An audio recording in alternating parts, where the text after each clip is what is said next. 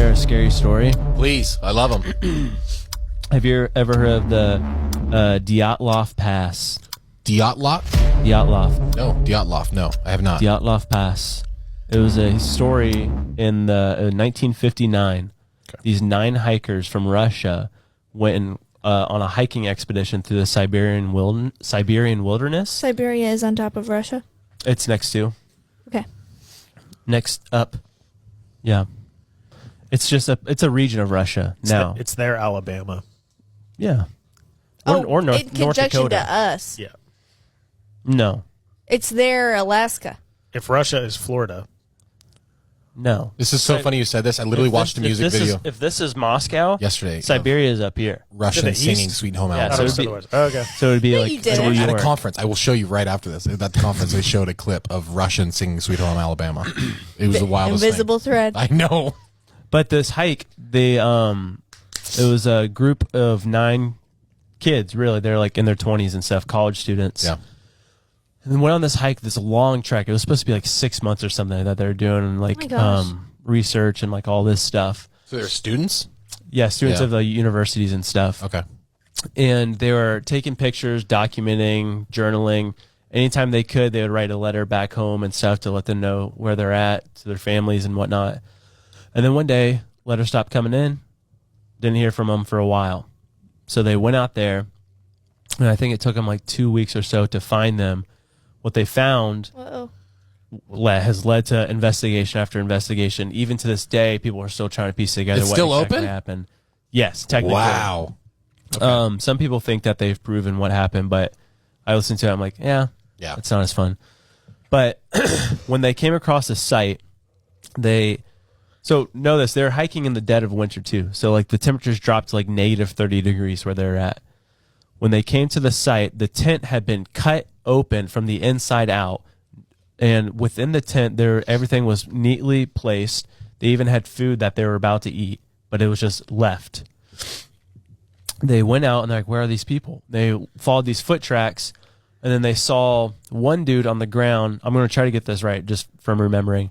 One dude on the ground who had 3rd-degree burn marks on his legs, was like missing half of his sweater, and another dude that was up in a tree who had bitten off part of his hand that was also slightly undressed as well. In the tree dead. Yeah. So that was 2 of them. And then they couldn't find the other group until like spring came to where the snow started to melt. But they found them by like a cave that had like a river in it.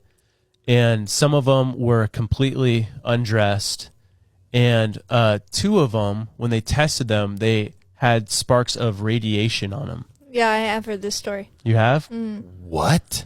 And so there's just all kinds of theories. And like they were like super far away from their campsite, or actually not that far away from their campsite, but like they all died of hypothermia basically. But the conditions of what they were left in, it's like, what the heck happened to them? Dude. I think I've heard this too. Wasn't there like a couple people whose faces were all like ripped up? No, yeah. And then there's 2 people that were found not by the tree, but down by the cave system or whatever. One of the people had both their eyes missing. Oh. And then one of the girls, I believe, had her tongue missing. What in the world was this? What did they say? There's a lot of theories. One of the theories that was really creepy was there's like one of the last pictures that they took. Mm-hmm. Like in the back, you can see on the tree line, there's this man-like figure that almost looks like a Bigfoot. Just like kind of like peering out of the trees like this. Stop, Joshua.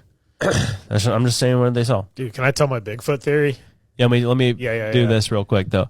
So, and then my favorite theory, which is a crazy one, was supposedly the same night, because they were able to date back to the time that they died, the night that they died, was supposedly the same night, because they were able to date back to the time that they died, the night that they died.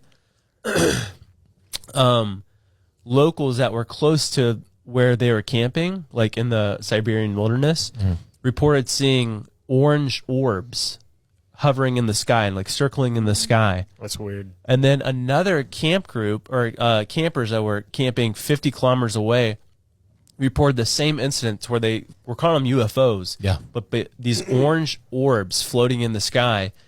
And one of their last pictures that they took, this group, was a picture of the sky with weird lights in the sky. Dude, Yeah. that's okay. That was in 1959. 1959. Tongues out, eyeballs out, radiation, One of them bit his finger off. and the tent wasn't like torn apart. People Cut open There was with a no. knife. There was no. from the Cut- inside. Cut open That's- with a knife from the inside Yeah. going out. People So- get fixated on that part because I wonder what happens to the mind when you're going through the throes of hypothermia. Typically, you get undressed. That's actually one scenario to where it's like Yeah, when you start I've getting heard that. hypothermia, your body all of a sudden, like last resort, overheats, and so they get hot and take off their clothes. But some of them, it was like a sleeve was cut off, but one of those dead people that were by the cave system was wearing that sleeve. So it was like somebody was weird. trying to dress him. Yeah, or Like it's like if that, Bigfoot was saw- or they like died, and then they're freezing, so they cut off articles of clothing to wear for themselves. Yeah.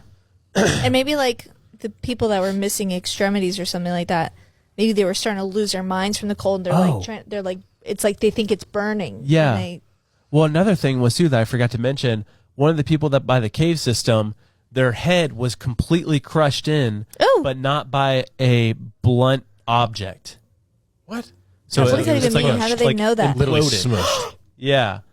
What? In the And world? so one guy, this is what I saw from the Y-Files because I watched a bunch of videos about this.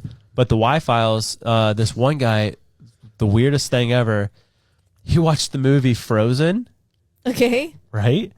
And he saw the way, like this one scene where the ice fell a certain way. He's like, that's interesting. And so he got with like the animators of Disney or something and like went out to the site. This was like 2015 or something. Went out to the site and like mapped out the elevation of the mountain, the snowfall during that time. And there's this it's an avalanche, but it's called something. It's like a very shallow avalanche. But it's like if there's powdered snow, a thick layer of ice that had melted and like then froze again, then powdered snow on top of it, it can create almost like a sheet to where it just slides like that. So it wouldn't have the effects of an avalanche, but it would just go like you like could say on top of a roof. yeah, like or just like like it could hit, sliding or it off. could like hit the tent or something Yeah. like that, and they could have gotten pinned in there or whatever. But he said with that force, there was enough force from that. Even if it slid 4 feet, it could completely crush your skull. Because it's so dense. Yeah. It's so but heavy. how did she end up way far away? Yeah. How did he end up in a tree? Yeah. Well, I mean, I guess he could climb, but like, hypothermia sounds like the best thing. Like, just like madness. Like they just went fully crazy. But all Yeah. of them at the same time with radiation, yeah. that doesn't make sense to me. Yeah. The radiation's the weird part. Yeah. What's the They're- photo? they're, Like, have you seen it? Like, Of the orb thing? or no? Of the man? The man. Yeah, look it up. You can look Oh, it I up. don't want to see it. What's but- the name of the event? The Dyatlov, it's Dyatlov Pass. Man. But one of the explanations that they used for the radiation was like one or two of those guys worked at a nuclear facility, like in the off season or something. But I don't know. That was just like that's a pretty far connection or whatever. But people were starting to like dive deeper and deeper into it, and yeah, That's sketchy. yeah. No, thank you. So that's what in one of their pictures. If they're interdimensional, Bigfoots, right? Yeah. Do they carry radiation? It's possible. I mean, well, no, a lot of people that have these UFO encounters, like, or they'll see the light, like an orb or something. Yeah. They get radiation burns on them. Yeah. Weird. Yeah. Freaking radiation. It's wild stuff. That's so scary, you guys. But like, I want to talk about Bigfoot. Well, this is the You're fine. wrapping You're it up fine. thing. That was a for fun picture. Oh, Yeah. They're just goofing off. Bunch of goofy goobers. The Soviet Union, as the investigation started going further and further in, like it was like a year to 3 years in, this UFO thing started coming out, like these orbs and stuff, and they put the kibosh on everything. They said, Shut it down. you're not allowed to research this any longer. In fact, this site where they camped, restricted. You can't go there anymore. Dude. Come Yeah. on. Yeah, we of need course. answers. We need answers. Get to the bottom of it. Investigate until we have an actual solution. Like, I mean, not a solution, but just Just an answer. Yeah. yeah.